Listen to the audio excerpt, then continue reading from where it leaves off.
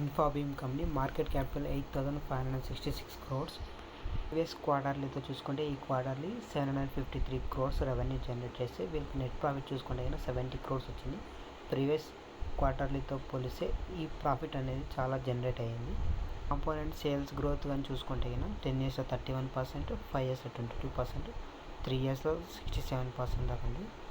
TTM చూసుకుంటే 39% ఉంది. ఇంకా స్టాక్స్ మెయిన్గా ఈ సిఏజర్ చూసుకుంటే కనుక చాలా ఇంప్రూవ్ అయింది, 14% వరకు పెరిగింది.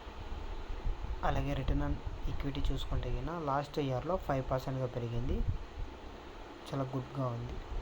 షేర్ హోల్డింగ్ ప్యాటర్న్ చూసుకుంటే కనుక ప్రమోటర్స్ ఏమో 27.43% అలానే ఉన్నారు. అలాగే ఎఫ్ఐ చూసుకుంటే కనుక ప్రీవియస్ క్వార్టర్లీతో పోలిస్తే ఈ క్వార్టర్లీ తగ్గింది. అలాగే డిఐస్ వాళ్ళు చూసుకుంటే కనుక 0.8 నుంచి 0.9 వరకు పెరిగారు. పబ్లిక్ 64.56 ఉంటే అలాగే 65.48 దాకా ఉన్నారు. డిఐస్ కూడా తగ్గారు, సెల్లింగ్ జరిగింది. అలాగే అదర్స్ కానీ చూసుకుంటే 44% దాకా ఉన్నారు. ఓవరాల్గా ఇది స్టాక్.